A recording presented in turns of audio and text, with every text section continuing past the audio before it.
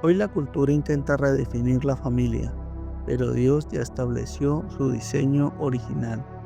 La pregunta es simple: ¿estamos construyendo nuestro hogar bajo la moda del mundo o bajo el orden de Dios? En Colosenses capítulo 3, el apóstol Pablo nos revela cómo luce una familia cuando Cristo realmente gobierna el corazón. Hoy vamos al diseño de Dios. Vamos al capítulo 3, del versículo 18 al 25, del 18 al 20, versículos 18 al 25 del capítulo 3. Ahí Pablo toca el asunto sobre la familia del nuevo creyente, o sea, cómo es que Dios da instrucciones para vivir en familia los que somos hijos de Dios.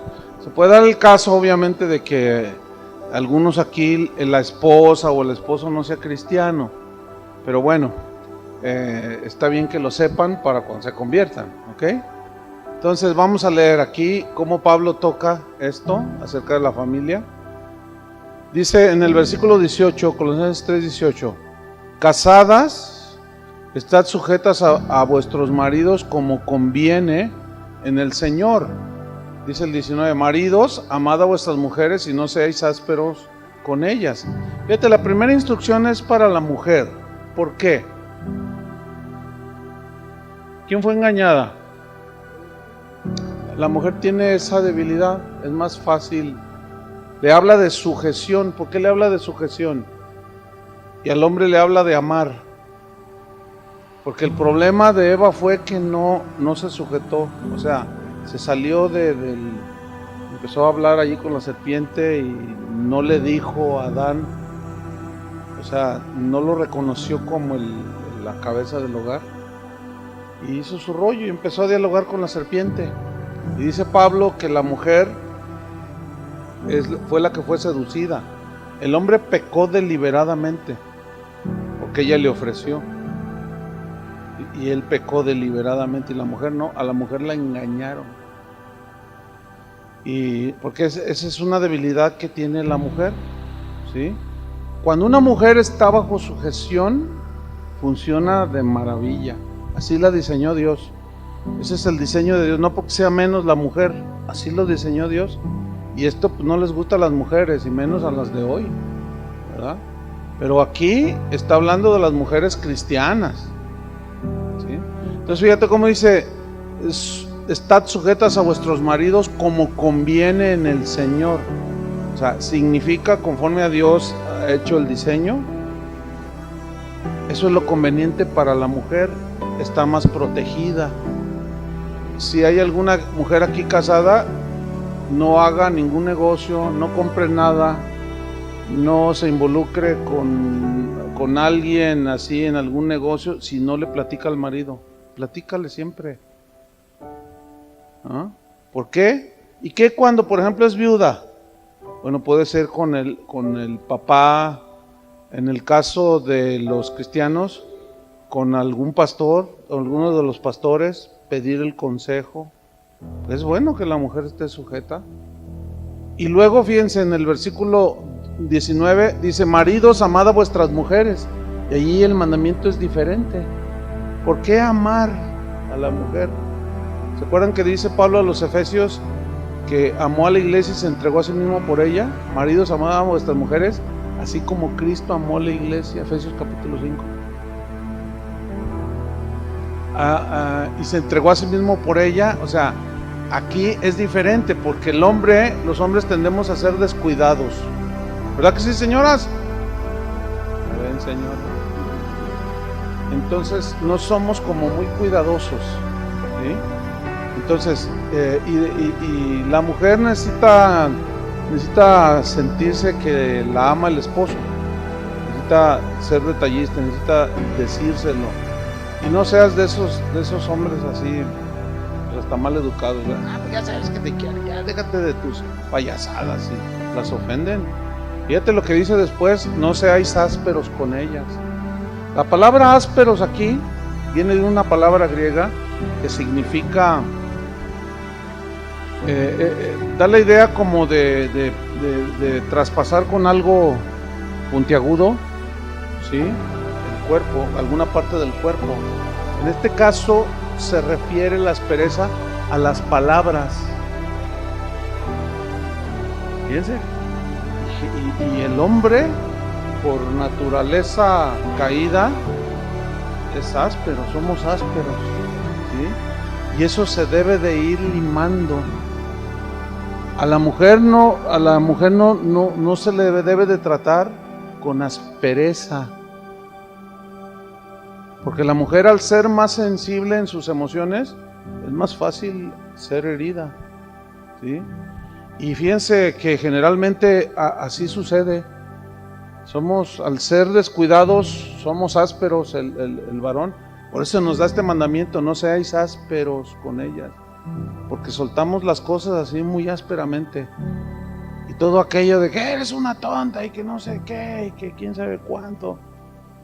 Una vez le dije a uno, mira, no le digas tonta a tu esposa. No, es una tonta. Pues tú eres más porque la escogiste a ella. Y yo no vamos a quedar así. Tú eres más tonto entonces, porque le escogiste a la tonta. No, cálmate, hermano. Así es que ya no le andes diciendo nosotros. No, eso les pega bien duro, ¿sí? Y luego, como son bien sensibles, se quedan así como golpeadas, pero todo esto es algo interior. Y a nosotros los maridos se nos ordena quitar la aspereza, ¿sí? Y ser más tiernos, porque lo contrario a la aspereza es la suavidad, ¿no? Entonces, cuando te dirijas a tu esposa, hazlo con respeto, hazlo con cariño. Los que son casados, los que son jóvenes, cuando se vayan a casar, y tú cuando te cases, mija, dile a tu marido, no seas áspero. Sí, no, porque de verdad, la mujer es así, al ser más sensible, pues es más fácil, más vulnerable. Por eso dice, no. Inclusive cuando te sirve de comer, dale las gracias. Y siempre dile algo. Ay, qué buena estaba la comida. Ah, muchas gracias. Eso es alimentar la armonía. Y eso va bajando tu aspereza, ¿sí? El otro día alguien me comentaba, ay, voy a ir con el dentista porque traigo una muela así muy filosa. Como que se le astilló, ¿no? Entonces como que le quedó un pico. Dice, ay, nomás que duele bien feo. Y ay, no, me dan unos nervios. Le dije, pues aquí no. Entonces ya después fue con el dentista, ¿no? Y le dijo, es con una hermana de aquí, le dijo, ¿qué quieres que te arregle? Dice, pues es que traigo un pico allí que... Entonces pues me sacó, ¿cómo se llama el aparatito ese? Entonces con ese lima, ¿no? Entonces quitó el piquito ese que a veces se mordía, me decía el hermano. Hay que limar eso, lo áspero, ¿entiendes? Es que yo soy de Jalisco. Quítate el sombrero de charro, hombre, y sé amable, ¿entiendes? Sé considerado, sé respetuoso con tu esposa. Y si eres de los que casi nunca le dices nada, pues llegando ahorita a la casa, dile algo. Dile, caray, te cambiaste de vestido. Es que soy un hombre nuevo, mi amor. Dile, ¡ay! Se va a emocionar y te va a hacer tu birria, que es tu plato favorito. Pero luego, fíjate, se va con los hijos. Versículo 20 dice, hijos, dice, obedeced a vuestros padres en todo. ¿Oyeron, niñas? Ustedes que están aquí estudiando la Biblia. Ahora fíjense, obedeced a vuestros padres en todos. Fíjense, a la esposa le dice, habla de sujeción. A los hombres de amar y quitar la aspereza. Y a los hijos de obedecer. Ahora, la frase en todo no es todo, ¿sí? En todo significa a lo que tiene que ver con los mandatos de Dios, ¿sí? Porque lo mismo la esposa se sujeta al marido como conviene en el Señor, hasta donde no se violente. Sí, por la palabra de Dios. Si por ejemplo el marido le dice a la esposa, dice, oye, me gustaría que cuando yo llegue, tengas todo listo por la comida porque llevamos el tiempo medido. Entonces te está diciendo algo que pues sí, ¿no? Está dentro del margen. Pero si te dice otras cosas, si a un papá le dice a su hijo, ve, cómprame marihuana, el hijo tiene que hacerlo, se va a meter en broncas de todas maneras. Pero ahí es donde obedece a Dios. En el caso de cuando no es cristiano algunos en la familia, pero cuando son cristianos, fíjense, obedeced a vuestros padres en todo, porque esto agrada al Señor, dice. Y luego revira a los padres, fíjense, en su función de padres, en el versículo 21. Dice, ¿padres? Sí, ¿por qué? Porque luego a veces los padres dicen, ya ves, hijo, aquí dice, sométete en todo, obedéceme en todo. Pero el 21, fíjate lo que dice. Allí Pablo voltea la tortilla, ¿no? Dice, padres, no exasperéis a vuestros hijos. O sea, significa no provocarlos, para que no se desalienten. ¿Sabes cuál es una manera de provocar a los hijos? Teniendo preferidos. ¿Cuántos de ustedes fueron los preferidos en... A ver, sean sinceros, levanten la mano. ¿Cuántos fueron los así, ovejitas negras, los desechados así de papá? Sí, a los dos los amolaron. Tanto a los que hicieron a un lado como a los preferidos. A los preferidos porque los consintieron, los dañaron. Y a los desechados o a los que rechazaban, pues por lo mismo, el rechazo duele, ¿verdad? Y esa es una manera, fíjate bien, de exasperar a los hijos, ¿sí? Por ejemplo, mi papá tenía de preferida a mi hermana, la menor, a Georgina. Y los demás, pues, Carlos se ponía así, y yo también. Y a ella le consentía todo y le daba dinero y a nosotros no. ¿Y por qué? Y véngase mi negrita, le decía. Y nos hacía enojar. Y luego nos decía, hagan esto. Y yo decía, no. O sea, nos provocaba. No era cristiano y bueno, se le disculpa, ¿verdad? Pero en el caso ya de los cristianos, ¿no? Así como ya no hay barreras entre los hermanos, debes de amar a tus hijos igual, ¿sí? Igual, aunque uno haya salido rubio y el otro moreno, aunque uno sea más inteligente que otro, tienes que amarlos por igual. Cuando mis hijos estaban chiquillos, una vez, mi hijo tiende a ser más blanco de la piel y mi hija morena. Entonces, llegó la niña corriendo por un lado y luego el niño, se llevan 2 años de edad, estaban chiquillos. Papá, a ver, ¿qué pasó? Dice, ¿verdad que a mí me amas más que a David? Y luego David dice, no, ¿verdad que tú me amas más a mí? ¿Y por qué piensas tú que te amo más? Porque yo soy el hombre de la casa. Ah, tú eres el hombre de la casa. ¿Y tú por qué? Porque yo soy la niña. Y luego, fíjate, David dice, pero ella está prieta. Fíjate, traen el racismo. Qué tremendo. Entonces yo los tenía ahí a los dos. Dije, ay Señor, dame sabiduría. Entonces les decía, a ver, siéntense aquí. Les voy a poner un ejemplo. A ver, ¿qué les gusta de la noche? Ay, pues bien bonito, las estrellas, se ve la luz. Cuando está la luna así, que brilla, ¿qué tal? No, pues es bien bonito. Y luego los grillitos cantan. ¿Les gusta la noche? Sí. ¿Y del día que les gusta? No, pues el sol, ¿verdad? Que se ve todo y los pájaros volando porque la luz del sol ilumina todo. Entonces le dije, bueno, mira hijo, tú eres el día y ella es la noche. Y se quedaron así, le dije, no, los dos. Miren, la luna, el día no existiría sin la noche, no serían las 24 horas, no. Entonces les expliqué y se quedaron. Dije, no, a los dos los quiero por igual. Y se calmaron, Y fíjate, eso insistíamos, porque eso es propio de los niños. Bueno, ahorita ya son jóvenes y no tienen ellos lo que yo sí tuve, fíjense, con mi hermana.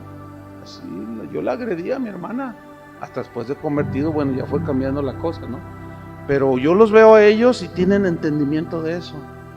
Y saben que a los dos los amamos igual. Entonces, ahorita ya crecieron, pero yo veo el fruto en ellos. ¿Entienden? lo importante de obedecer la palabra de Dios. Entonces, luego, fíjense, en el versículo 22, bien interesante, porque ahora se va con los esclavos, o vamos a ponerlo así, con los trabajadores, ¿sí? Dice: siervos, obedeced en todo a vuestros amos terrenales. Pero aquí se refiere a los esclavos, Ahora fíjate, obedeced en todo, significa en todo aquello que está dentro de las funciones que en aquel tiempo la esclavitud estaba vigente, ¿sí? Obedezcan, dicen, todo a vuestros amos terrenales.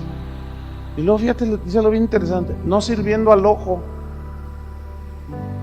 como los que quieren agradar a los hombres, sino con corazón sincero, temiendo a Dios.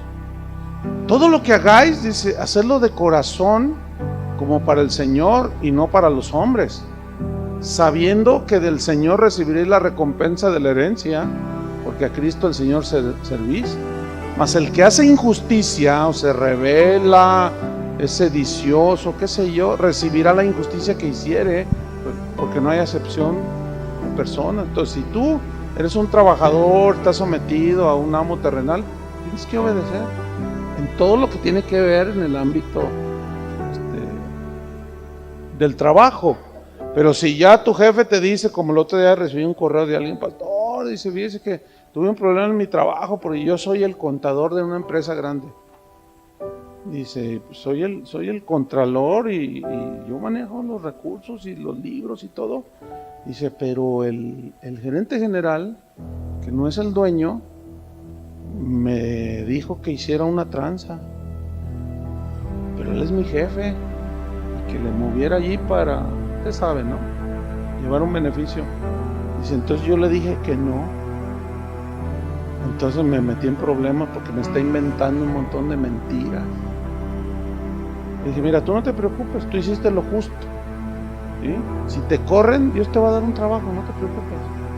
Y parece que efectivamente lo corrió. Le dije, mira, tienes una opción: ir con los dueños y decirles, se vale también, porque si tú fueras dueño te gustaría saber, ¿verdad que sí? Pues eso es lo justo. Entonces, la injusticia fue del otro. Por eso dicen el Señor, igual, todo lo que si te digan, oye, no llegues tarde. Si te dicen, quiero que hagas este trabajo, hazlo, si es lo que es de tu competencia, hazlo, sométete. Y luego dice en el capítulo 4, versículo 1, ahora se vuelve a los amos. Primero son los esclavos y luego se vuelve a los amos, pero esclavos cristianos, trabajadores cristianos, y luego amos cristianos, dueños cristianos, ¿sí?, jefes cristianos. Lo dice amos. ¿Se fijan el equilibrio? ¿Sí? Amos. Haced lo que es justo y recto con vuestros siervos. Ahora, si tú eres dueño de algún negocio, ¿qué dice aquí? Haz lo justo y lo recto con tus empleados. Págales salarios justos. Haz lo que dice la ley. Fíjense, aquí había un hermano que tenía un negocio próspero. Después lo vendió, pero yo le dije, oye, no sé por qué salió el asunto. Le dije, ¿qué son tus empleados? Y luego, pues bien. Le digo, ¿podría yo hablar con algunos de ellos? Porque de todos los empleados que tenía había como 3 cristianos. Dice, no, pero ¿por qué? ¿Qué te dijeron o qué? Le digo, es que le digo, como tenía confianza, le digo, es que he notado que eres medio áspero, medio mandón, así. No, tampoco, ¿entienden? Tampoco son personas y se les habla por favor también. Ay, no, mira, entonces yo le enseñaba. Entonces le dije, ¿tus salarios son justos? No, pues ya ves cómo está el mercado. No. ¿Tus salarios son justos? Dice, bueno, pues entonces ya le dije, a ver, por ejemplo, ¿cuánto gana el que está en tal máquina? Y dice, no, bueno, pues tú sabes, ¿no?, cómo está el mercado. No, yo no te estoy preguntando eso. Estoy preguntando si te estás pagando salarios justos. porque yo veo que te va bien en el negocio, ¿eh? Has comprado casas, departamento, traes tu Suburban del año, te vas de vacaciones a Estados Unidos, te vas a Cancún, o sea, se ve que tus trabajadores están trabajando bien y entonces dicen, no, bueno, pues, y me dijo, yo le dije, ¿sabes? Te voy a decir algo, le dije, trátalos con justicia. Le dije, te voy a dar un desafío, auméntales el salario. ¿Cuánto es el salario así que prevalece en del ámbito de lo que tú tienes tu negocio? Por ejemplo, de este maquinista, no, pues tanto. Entonces yo le dije, súbele el 25%. Y me miró, me dijo, no se puede, me voy a la quiebra. Le dije, ahí está tu mentalidad poquitera.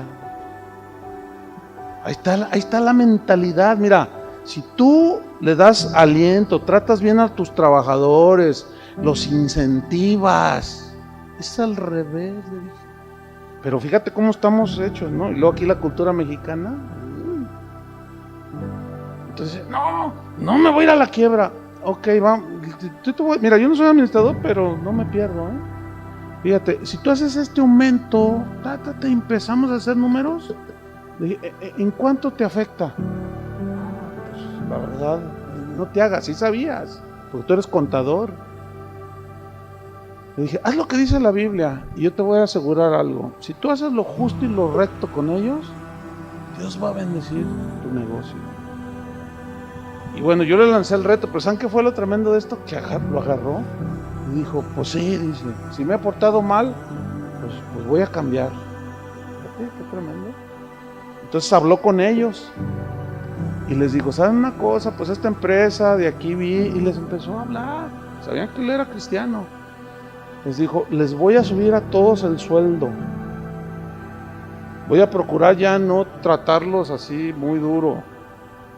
Y lo empezó a hacer. Mira, hermano, en un lapso de 1.5 años, 2 años, se duplicó.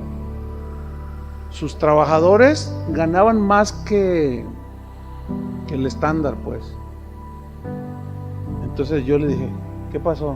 Dice, mira, de veras, están motivados, le echan ganas, se sienten bien tratados y obviamente producen y sus beneficiados son la familia. ¿Por qué? Y este es el propósito de estos mandamientos, para que la familia funcione, los hijos, la esposa, el papá, los empleados, los amos. Un día uno de sus trabajadores me dice, oye, y luego para colmo cristiano, que también venía aquí, dijo, pues yo quiero más aumento. Le dice, pues sí, al principio, no lo quiero ahorita, pero así grosero, ¿eh? Entonces dice, porque mira, dice, pues sí, la producción se fue al doble, dice, y tú te estás haciendo muy rico. Y le dice, oye, pero espérame, yo soy el dueño. Total, se le puso al brinco, fíjate. Entonces me dijo, oye, fulano de tal, y yo lo conocía, ¿no? En la iglesia. Pues me está diciendo esto y me amenazó de renunciar. Le digo, agárrale la renuncia, agárrasela. Entonces parecía como que yo me estaba contradiciendo, ¿no? Y déjalo que se vaya y que vea, que busque. Te aseguro que en una semana va a estar de regreso. Entonces, oye, pues no te puedo aumentar. Pues me voy, nadie valora mi trabajo, que quién sabe qué, que usted, y le voy a decir al pastor, usted es un abusador. Pues ve y dile. Ni sabía que yo le había dicho que se pusiera las pilas. Entonces se va a buscar trabajo. No, hombre, a los 4 días regresó. Oiga, pido perdón, ¿me puede reintegrar en el puesto? Y sí, todavía está vacante. Sí, está bien. Oye, ¿qué te hizo volver? No, es no pagan bien. No, la verdad es que estamos re bien. Estamos un 30% arriba de lo que le ganan en mi oficio. Dice, ¿ya ves? Ahora el que no valoraba eres tú. Y siguió otros 5 o 7 años, hasta que después él hizo sus ahorritos, puso su negocio, y ya tiene su negocio. Pero fíjense, todo eso lo trata la Biblia. Interesante, ¿no? Así es que el que es trabajador, pues échale ganas. Y si tú eres dueño, pues también échale ganas. Si eres esposo, échale ganas. Si eres esposa, le dice la palabra. Si eres hijo, todo, miren, con el propósito de caminar, ¿sí? Y para todo eso, Cristo y su palabra nos es suficiente. Y ven hasta dónde nos lleva, ¿sí? Ok, vámonos al versículo 3. Colosenses 4:3. Dice, orando también al mismo tiempo por nosotros. Perdón, estoy en el versículo 1, ¿verdad? Me brinqué el 2. Dice, amos a hacer lo justo, etcétera. Lo justo y lo recto con vuestros siervos, sabiendo que también vosotros tenéis un amo en los cielos. Qué tremendo Pablo, ¿verdad? Y luego dice el versículo 2, ahí le da un giro y tiene que ver con la vida cristiana. Dice, perseverad en la oración, velando en ella, con acción de gracias, orando también, dice, al mismo tiempo por nosotros, para que el Señor nos abra puerta para la palabra. Fíjense, el interés de Pablo era la difusión de la palabra, ¿no es cierto? Dice, a fin de dar a conocer el misterio de Cristo, pero miren lo que dice, por el cual también estoy preso. Cuando Pablo escribió las epístolas a los colosenses, a Timoteo, Tito, estaba en la cárcel. Pero fíjate cuál era su petición de oración, para que el Señor nos abra puerta para la palabra, a fin de dar a conocer el misterio de Cristo. Eso era su pasión y su interés. Hay una escritura muy interesante en Hechos 16, pongan una señal ahí en Colosenses 4, porque allí hay algo muy interesante. Miren, ustedes recuerdan que por una parte Cristo dijo, vayan por todo el mundo y prediquen el evangelio, ¿sí? Pero vean este episodio para que vean qué importante es la guía personal del Espíritu Santo. Dice Hechos 16, versículos 6 al 10. Dice, y atravesando Frigia y la provincia de Galacia, les fue prohibido por el Espíritu Santo hablar la palabra en Asia. ¿Les fue qué? Dice, prohibido. ¿Qué hubieran hecho algunos de esos guerreros de hoy? Guerrita, ¿no? Hasta se visten de soldadito y no, se nos opone el diablo y que no sé qué. Y era el Espíritu aquí.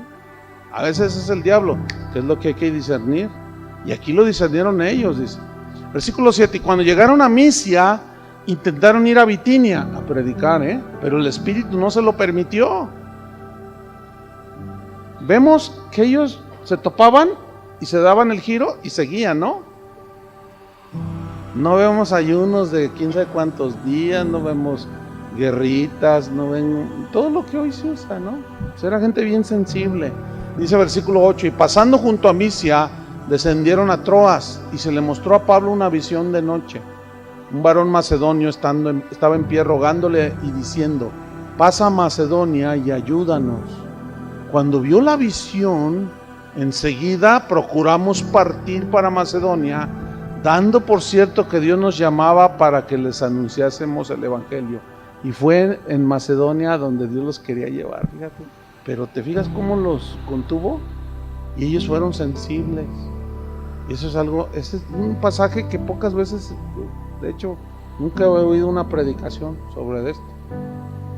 Pero es bien tremendo este pasaje, porque vemos la sensibilidad que tenían para ser dirigidos por el Espíritu Santo. Por eso él oraba para que se nos abriera puerta para la palabra, pero él también sabía que a veces el Señor frenaba. En otra parte, en Tesalonicenses dice que Satanás nos estorbó en la predicación, pero él supo, ¿entienden? Discernía. Entonces, abrir puerta para la predicación de la palabra. Versículo 4, Colosenses 4:4. Entonces está pidiendo oración, que el Señor nos abra puertas para predicación de la palabra. Pedía oración por él, versículo 4, para que lo manifieste, o sea, el misterio, la predicación, como debo hablar. O sea, En otras palabras, que cuando yo hable, decía Pablo, oren por mí para que cuando yo hable, la gente pueda entender. ¿Sí? Que yo les manifieste, les revele el misterio del Evangelio, que se los hable como debo hablar. ¿Y cómo debe de hablar un mensajero de Dios, un predicador? Con la verdad del Evangelio, sin diluirla. ¿Sí? Hoy, de lo que más se escucha es de predicadores que han diluido tanto el Evangelio. ¿Sí? Y desgraciadamente, fíjate, como son pastores de mega iglesias, o sea, iglesias de miles de personas, los demás, los que están ahí aprendiendo, pues aprenden mal, porque dicen, no, bueno, pues es que así es el pastor. Por ejemplo, hay un pastor muy famoso en los Estados Unidos que tiene una de las iglesias más grandes que hay en el mundo, ¿sí? Y es una de las iglesias que más crecen, esto es entre comillas, en los Estados Unidos. Pero él predica un evangelio, pero super light, así, no, pero totalmente diluido, rebajado. En nada se parece al evangelio que predicaba Pablo. Sin embargo, dice que su iglesia es cristiana. Y seguido lo entrevistan, como le gusta así farandulear, le gusta salir en los noticieros. Y se junta con artistas, jugadores de béisbol famosos, que van a su iglesia, anda con ellos, ¿entiendes? Se va a jugar golf con el ¿cómo se llama? El diplomático de tal país. Entonces, pues se ha hecho bien famoso. Tiene una iglesia gigantesca y un día lo agarró un periodista que entrevista a todo el mundo. Se llama Larry King. No sé cuántos han visto esas entrevistas. Entonces le pregunta a este predicador, a este pastor, y le dice, oiga, ¿usted por qué nunca habla del infierno? No, dice, yo no soy portador de malas noticias. Bueno, pero se lo fue agarrando el presentador, ¿no? Dice, oiga, ¿usted por qué nunca menciona del pecado? Dice, no, ¿para qué? Pues la gente sabe que tiene problemas. Oh, oiga, pues usted es un predicador del evangelio, ¿no? Entonces, para usted, ¿quién es el único que salva? Fíjate lo que le está diciendo el periodista.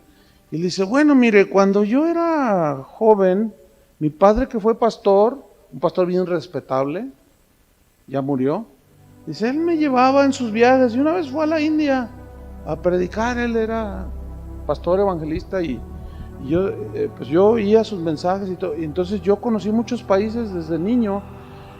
Entonces yo conocí un país, la India, donde hay muchos hindúes, y a mí me impactó tanto, fíjense lo que estaba diciendo, me impactó tanto su devoción, su religiosidad, su entrega, pues son bien idólatras, ¿no?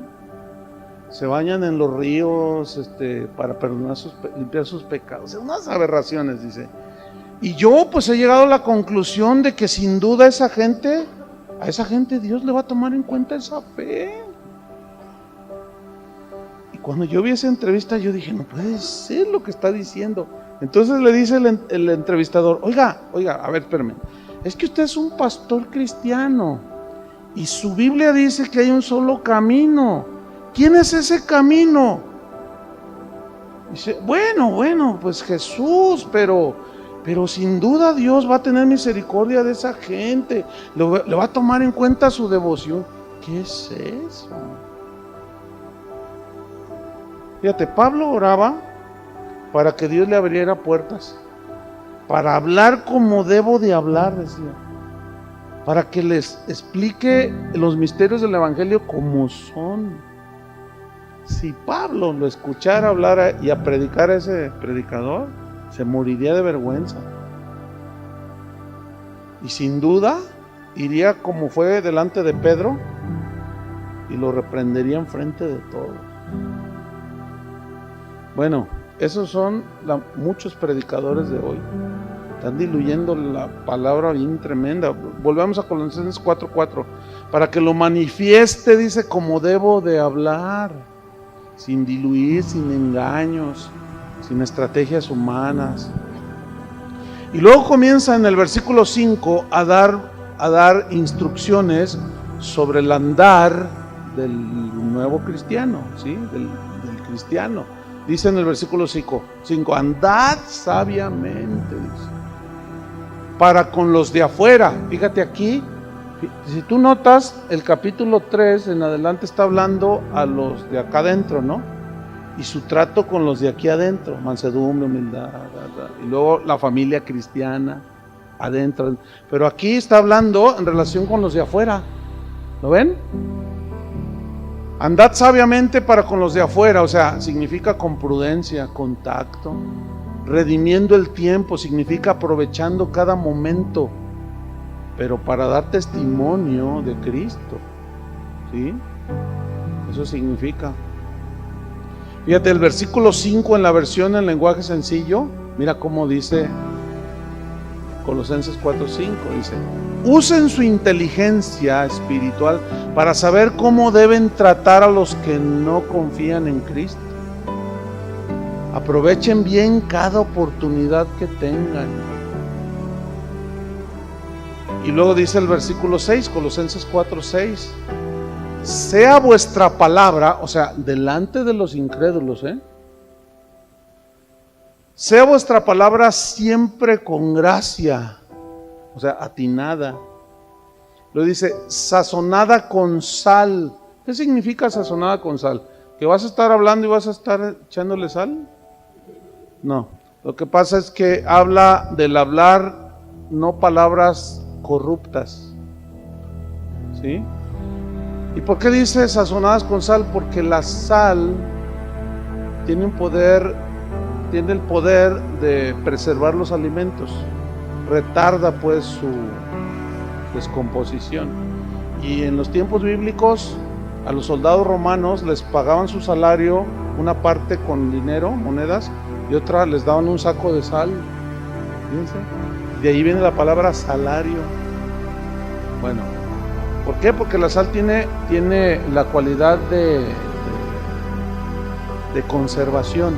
Por eso dice aquí, anden sabiamente con los de afuera, con prudencia, con tacto, aprovechen bien el tiempo, eso significa redimiendo. Sean vuestra palabra con gracia, o sea, no corrompida, sazonada con sal, o sea, no palabras corrompidas, no pláticas corruptas, para que sepáis cómo debéis responder a uno de los que no conocen a Dios, ¿sí?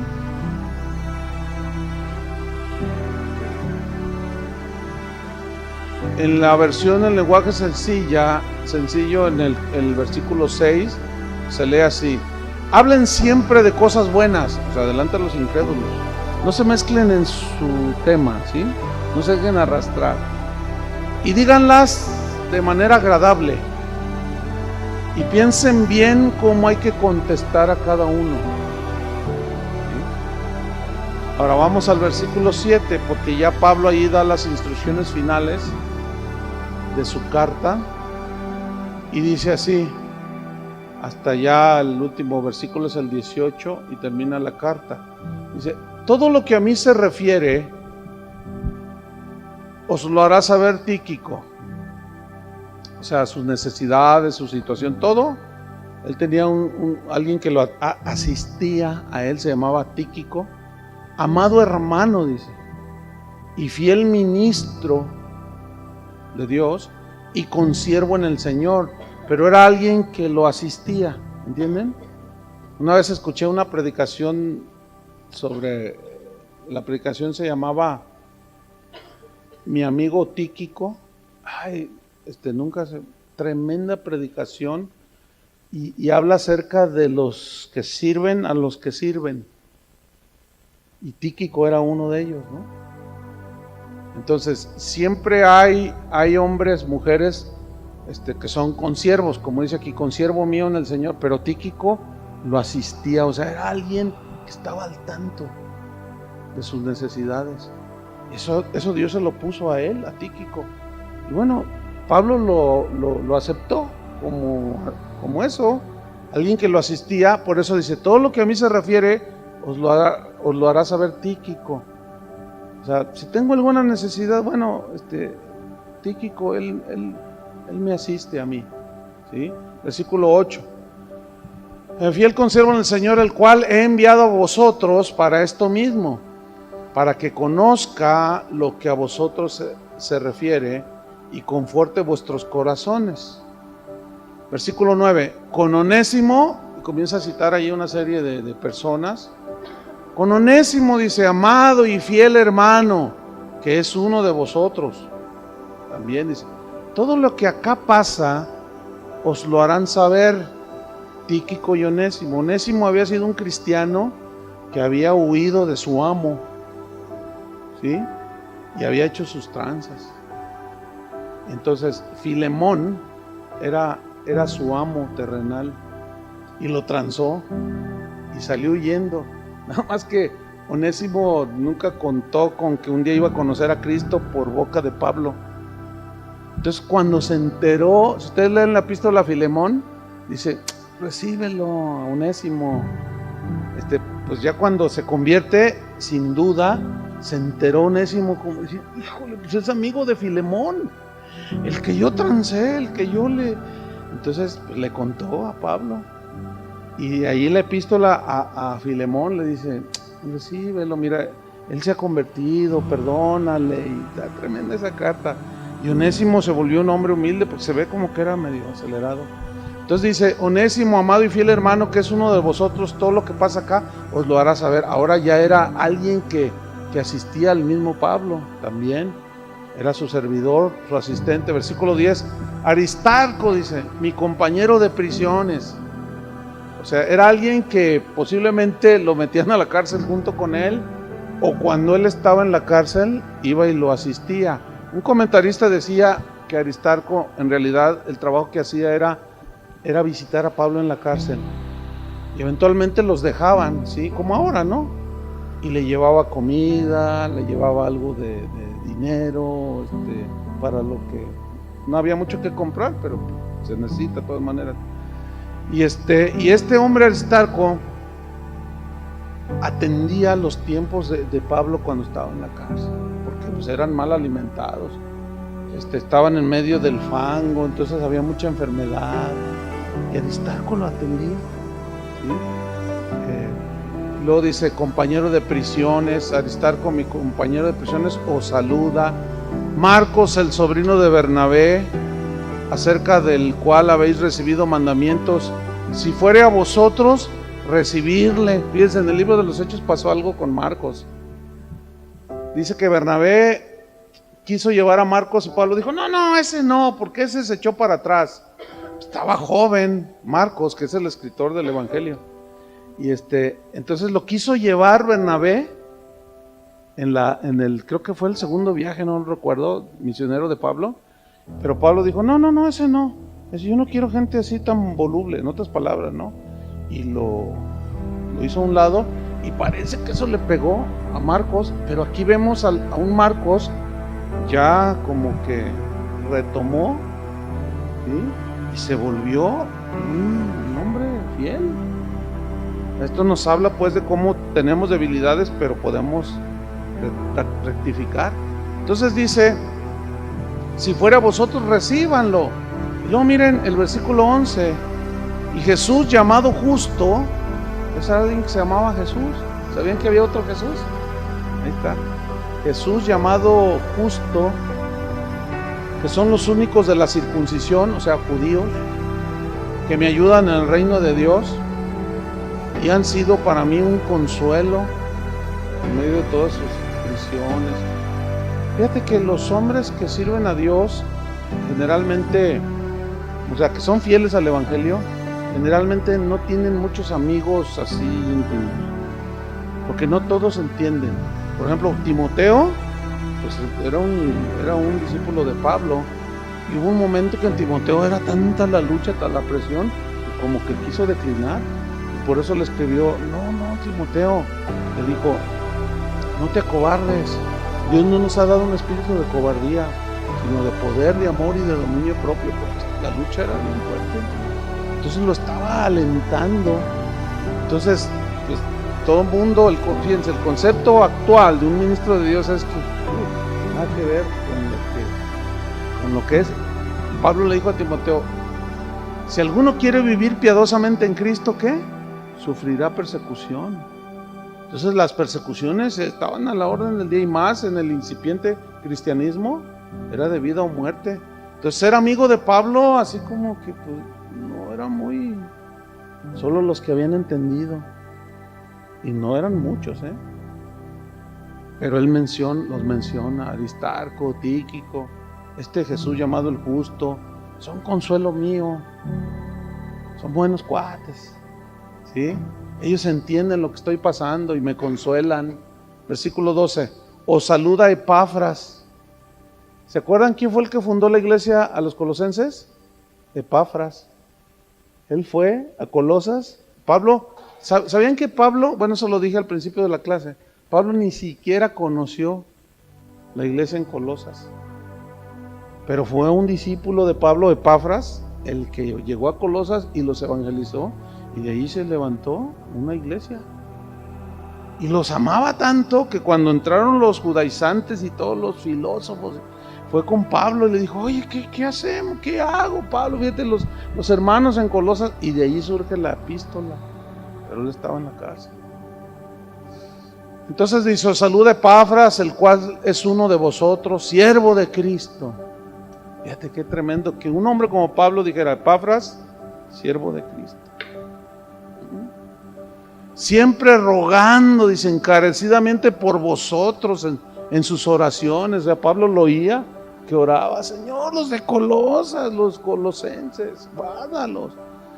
Dice, oraba para que estéis firmes, perfectos, o sea, maduros y completos en todo lo que Dios quiere, porque de Él, dice Pablo, doy testimonio de que tiene gran solicitud por vosotros.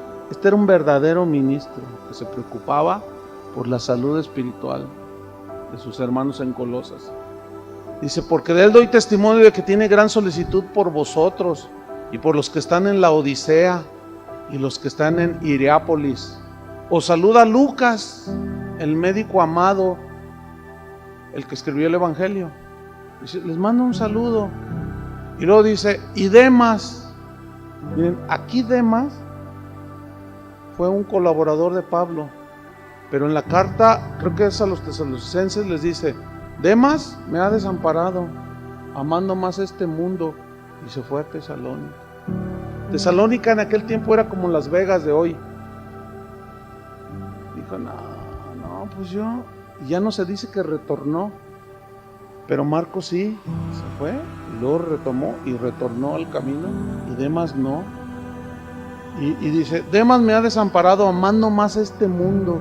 Fíjate qué tan tremendo.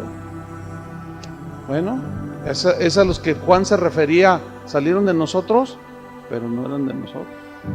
Y termina diciendo el versículo 15, saludad a los hermanos que están en la Odisea, y a Ninfas, y a la iglesia que está en su casa, como que ahí inició también otra iglesia, otro grupo que se reunían. Ahora miren este versículo 16, cuando esta carta haya sido leída entre vosotros, los colosenses, haced que también se lea en la iglesia de los laodicenses, y la de la carta que yo envié a la Odisea, la leáis también vosotros. Esta carta se perdió, no existe el manuscrito, ni copias, pero dice aquí que él les escribió una carta a los de la Odisea, a los que decían, somos ricos y no tenemos necesidad de nada. Ya Pablo, ¿qué diría? Quién sabe, pero dice, esta carta, léanla entre ustedes y luego vayan con los hermanos y léansela, y así viceversa, pero esa carta se perdió. Termina diciendo en el 17, decida Arquipo. Fíjate cómo termina, siempre exhortando, siempre animando, siempre impulsando. Decida Arquipo, mira que cumplas el ministerio que recibiste del Señor. ¿Saben qué pasó con Arquipo? Se estaba echando para atrás. La persecución estaba todo lo que daba. Y alguien le dio la noticia a Pablo, por eso le dice, díganle a Arquipo, mira, o sea, como diciendo Pablo, ¿no? El que le dijo, Pablo te dijo, mira, cumple el ministerio que recibiste del Señor, no te eches para atrás. Bueno, no se sabe qué pasó con Arquipo, pero bueno, ya lo sabremos aquel día. Y termina diciendo el 18, la salutación o la asignación, la firma es de mi propia mano, de Pablo. Luego termina diciendo, acordaos mis prisiones. ¿Saben por qué les dijo eso? Diciendo, todo esto es por Cristo. Y si alguno quiere seguir a Cristo, le puede pasar esto. Pero luego termina diciendo, la gracia sea con vosotros. Que eso fue lo que, ¿se acuerdan cuando Dios le dijo, bástate mi gracia en esa debilidad? Pablo vivió, por eso fue el mejor expositor de la gracia, porque la vivió. Cuando estaba en la cárcel, experimentaba la gracia de una manera extraordinaria. Para aguantar, para soportar, para, aún estando en la cárcel, seguir exhortando, seguir aconsejando. No estaba en la depre, acá, no estaba, qué tremendo hombre. Pero todo esto lo puede hacer solo el Señor por su gracia. Y Él lo había escogido. Entonces, lo que Dios te dé o te vaya a dar, termínalo. Hasta el día de Jesucristo. Amén. Termínalo. Así sea. Y así se despidió de los colosenses. Vamos a orar. Pero antes de orar, déjenme darles una instrucción. Me quedan algunas clases. ¿Sí? Entonces ya... Gracias por acompañarme en este tiempo de reflexión. Recuerda que cuando mantenemos nuestra mirada en Cristo, nada puede apartarnos del propósito de Dios que tiene para nosotros.